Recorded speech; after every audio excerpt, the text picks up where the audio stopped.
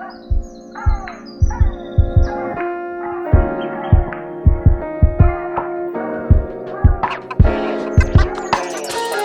water is looking great, and I can't wait to take an hour or two off and just chill by the water. I'm kind of needing it today.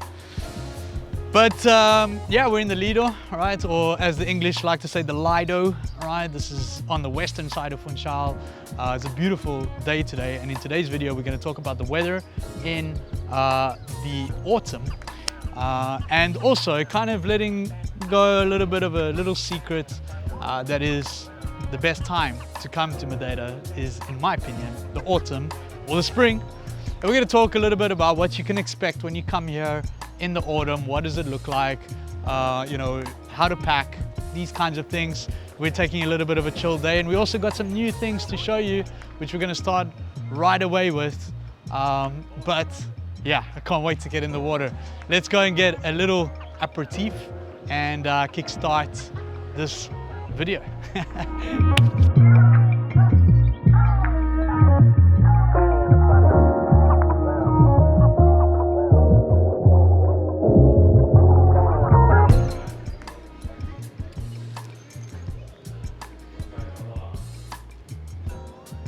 I don't know what you want me to... Was that to talk? Yes. Boys and girls, welcome to the Pommer, all right? This is it, the Pommer. There is a great story on the wall about the Pommer, the name, the Pommer, which basically, from what I could understand, was one of the first names of the cider families back in England, apparently somewhere in Devon. And this name goes back to the beginning. Well, how do I say? This video is going to be testament to how much of an idiot I can be. But how do you say it? 1066 AD? 1166. AD, no, 1066. 1066. AD. 10 after Christ. Anno Domini, yes. Yes. Anyway, this is supposed to be kind of the king of apples is the name, or the royal apple is the name Pommer. And for those of you who know a little bit of the story of cider and the very interesting story of cider in Madeira in the last kind of, 3 years, more or less, that one of my friends who owns this place and owns other places is in fact a new cider aficionado, and has produced the world's best cider twice, I believe.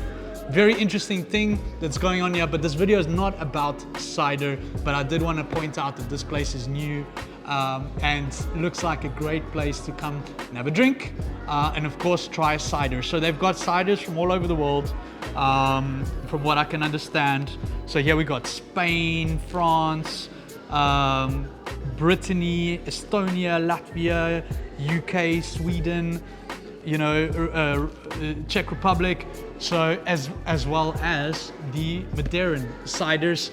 So the first thing we're gonna say is that, of course, Madeira is known as the island of eternal spring, and we can see outside that it is springtime here in Funchal during the day, but it's not always the case, right?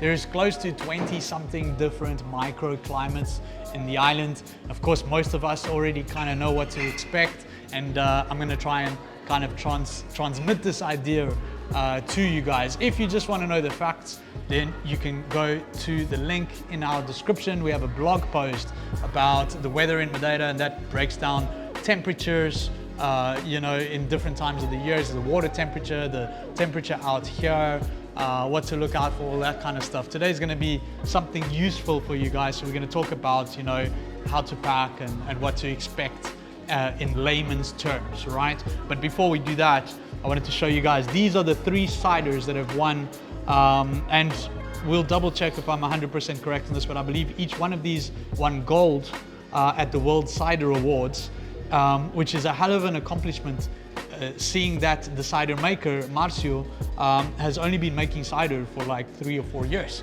Of course, Madeira, we know everything in Madeira grows and grows really well and grows really sweet. Madeira wine has been world famous for many years.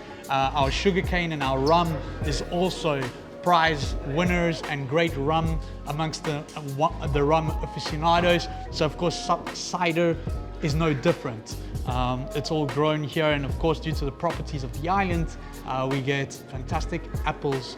This one here is what we're going to be trying today, so we'll leave this for another day. And this one is also aged in Madeira wine barrels, which is a new technique for cider making in Madeira, and it's sparkling, all right, which is also a new technique.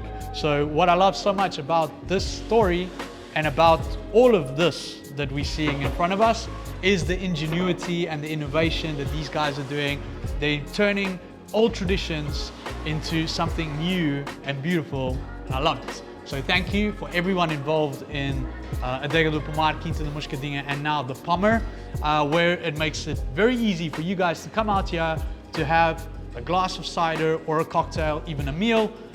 And then of course you can also take a bottle away with you. So we're getting the bottle. It's really not badly priced, 20 something euros for this bottle. Of course, the fancier stuff is a little bit more, and recommended for those who have the budget and for those who are looking for something interesting. Fabio, watch out. Who am I gonna point this at? No one. Oh, nice and smooth as well. There you go. That was smooth. Fabio was running out the door already, eh? Yeah. Look at this, eh? Look at the color of this, Oh, mama. eh? I might take a bottle home with me. So yeah, there we go. And then I promise we'll start talking about the weather, okay guys? We got a little miminho, all right? A miminho in Portuguese is a little something nice for us. And these are the aged, like Madeira wine type ciders. So it's an aged cider, and I don't know exactly how they do it. I can't remember, I've forgotten. These guys are constantly trying new things. And for that reason, I've forgotten, because every time I go there, Marcy is talking about something else. But I do love this stuff. And one of these days, I'll take one of these back with me as well.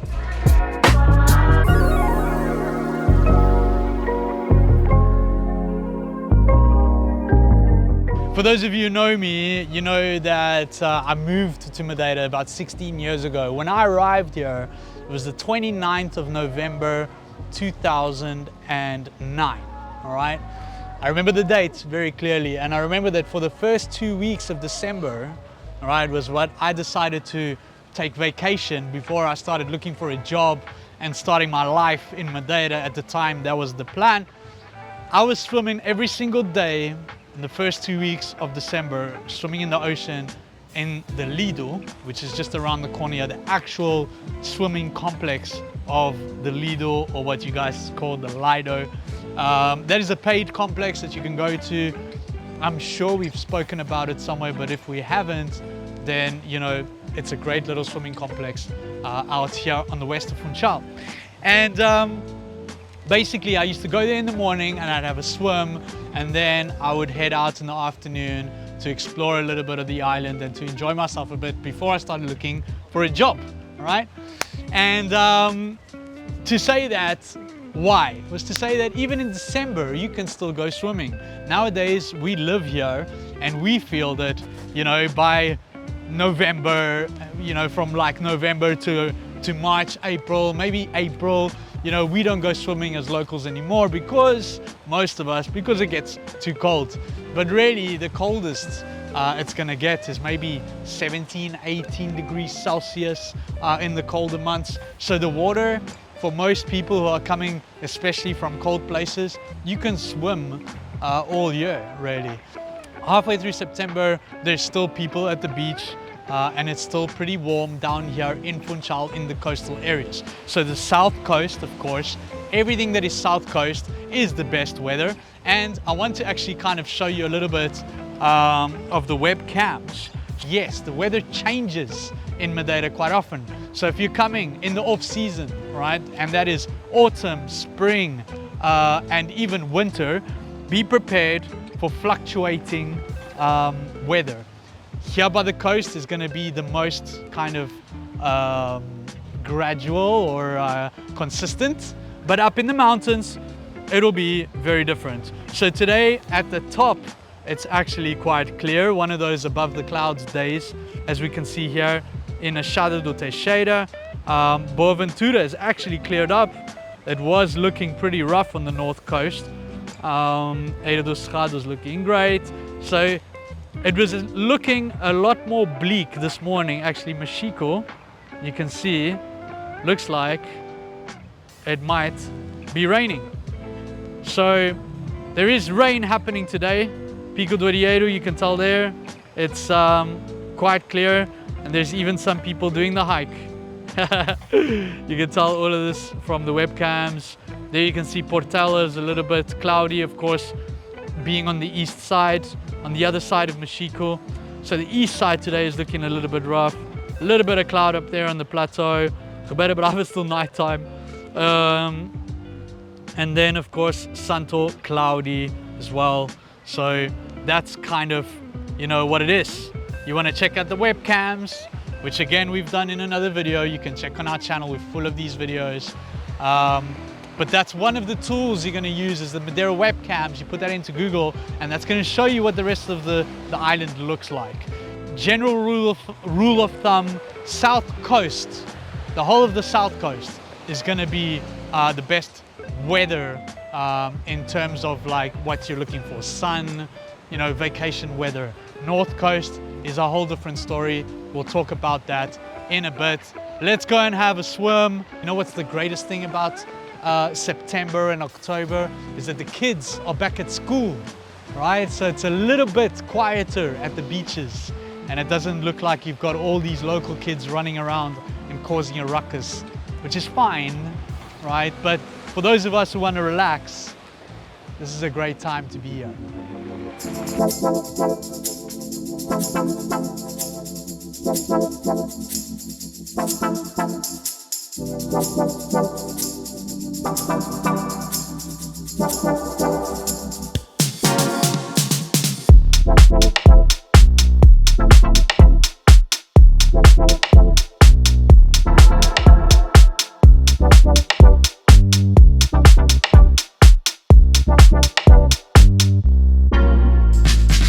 It's too good to be off.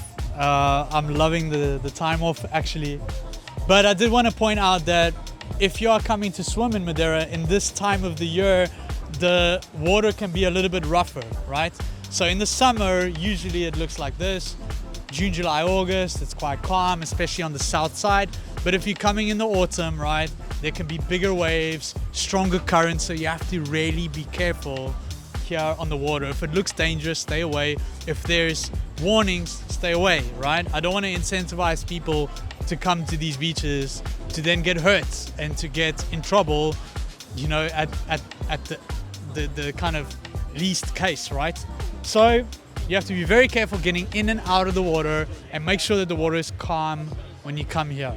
The music is on, this guy's playing some great music. It's quite chilled. There's not a lot of people here, so it's actually quite nice. It is pretty hot, and I'm hoping I don't get too burnt, but I need a little bit of color, to be honest. Let us know in the comments what you think so we can reply. We love to reply to you guys. And I know I'm always late to reply because this year has been a bit chaotic for me personally. Let's go, don't go anywhere. It's gonna be good.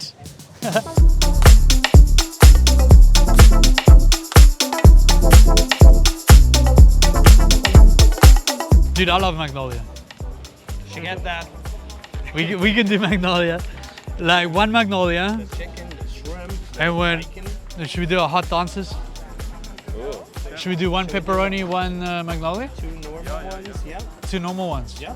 Should we know? I mean, like one Magnolia is like enough for like almost 3 people. Here we go, guys. For those of you who don't know, Papa Manuel is a staple in Madeira, right? Anyone who is a local in Madeira knows Papa Manuel. If you know me, then you know that I've got 2 favorite pizzerias in Madeira. One is Papa Manuel, the other one is La Carbonara. So today we are in Papa Manuel Lido, Papa Lido, aka.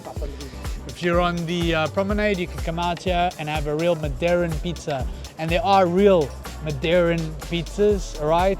It's very different from the Italian pizza, right? I like Madeiran pizzas because they're full of stuffing. I love it, all right? It's more of everything, of all the good stuff. So we made a video a while back about the camarão pizza, about the shrimp pizza. That is like kind of like every Madeiran's childhood kind of pizza, was a pizza de camarão from carbonara or papelito. Today we're doing a magnolia, which is a legendary pizza. Chicken, bacon, shrimp and cocktail sauce. It's not for everybody, but for those of us who love the good things in life, this is what we like, all right? So we're gonna get 2 pizzas, and then we're gonna get into the weather in Madeira in the autumn, all right? Because that's what this video is about today. Don't forget, okay? Listen carefully. This is what we're talking about today, all right? Portuguesa. Tomate, mozzarella, bacalhau, cebola, pimentas. Love it. It's amazing. With codfish. With There's codfish. a pizza with codfish. Can you believe it? That's the Portuguese way. A lot of Italians are. The Italians are doing like, something ah. Oh yeah, they're gonna freak out. Yeah. Wait until they see the magnolia. They're gonna be like, hey. Yeah. How do you say in They're Italian? gonna go like, it's not pizza. That is pizza. Yes, it is. I knew that. I'm sorry, actually. You can beep all of that, right? I can beep. Okay, good. One of my favorite guilty pleasures in life, the magnolia pizza, chicken, bacon, cocktail sauce, and shrimp. All right. Doesn't get better than this. Ah. Hey, ChatGPT, coming to Madeira in the autumn. This autumn, and I'd like to know everything I need to know about the weather in the autumn. I gotta check it out. I've done so many of these videos. You guys can see it. It's on the channel. It's on the blog post. Daytime temperatures, 22 to 26 degrees Celsius. Sounds about right. They start to drop more in November, 20 to 22 degrees. Early morning lows, 17 to 20 degrees, 100%. Sea temperature, more or less 23 degrees Celsius in October. That's according to tui.co.uk. I would say less than that, but at the coldest, it would be 18 degrees. Rain and humidity. Rain starts to pick up notably in the autumn, which is true. October sees more showers than summer, true. Humidity is generally high, that's all the time. And more likelihood of cloudy, rainy days, especially late in autumn, correct. Sunshine in daylight hours, decent sunshine, but fewer hours than midsummer. Some days might be partially cloudy, yes, we know that. Rainfall amount, nobody really cares.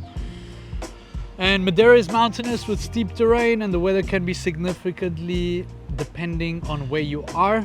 So like I said before, south side being better than north side. Microclimates, valleys and higher ridges may catch more cold and moisture. Sheltered coastal spots get more sun, 100%. Wind and storms, autumn can bring more Atlantic storms. I wouldn't say storms so much. If you were in the Azores, then yes. But in Madeira, storms are not particularly violent or common. So I wouldn't use the word storms. What to pack, how to plan, clothes, layers. Yes, this is probably off my blog. ChatGTP is probably going to my blog and just like telling you guys. But yes, layers, you know. Bring t-shirts, shorts for warm midday like we are. Also long sleeves or a jumper for evenings, or if you go up in altitude. I would say a jacket if you go up in altitude, especially for sunrise or sunset. So if you're going to see the sunrise above the clouds in Pico do Arieiro, for instance, big thing people want to do here, beanies, gloves and jacket, because up there it can be between 0 to 5 degrees Celsius on any time of the year that's not summer. So be careful. Swimwear, yes. Umbrella for shower, yeah. Sun protection, always. Pros and cons, what it's like. Fewer tourists in the summer, yes, 100%. Very lush scenery, 100%. That's something that I quite enjoy. I think that Madeira actually kind of stands out a little bit more when there is more clouds and rain. It seems a little bit more tropical, seems a little bit more like Peru. I think it's more adventurous in the off season. In fact, I myself, as an off-road tour guide, as a Jeep tour guide and our Jeep tour company, I prefer working in the off season because I think it's a little bit more adventurous. In the summer, everything is perfect and any monkey can do our job. But in the winter, it actually pays to have an expert show you around. Cons, rain can disrupt plans. Yes, if you don't have a plan B. Thankfully, all of us at Hit the Road, we have plan Bs. Some infrastructure, tours, boats may be less frequent or closed in the off-peak. Maybe boats with the water. I do feel for all of my colleagues that work on the boats, because in the off-season it really doesn't allow for some boats to go out when it's really bad out there. Of course, ChatGPT has no idea what the weather is like in Madeira. At the end of the day, none of us have no idea what the weather is like in Madeira. However, everybody likes to search for what the weather is like and everyone wants to feel comfortable about the weather is like. So what can you do if you're coming to Madeira? One is you can have a plan B, right? So if you're planning on going up into the mountains on a certain day, have a plan B, that if the weather is no good, then you can change, which ideally is sticking to the coastline. And then two, how can you prepare for the weather, which is very simple.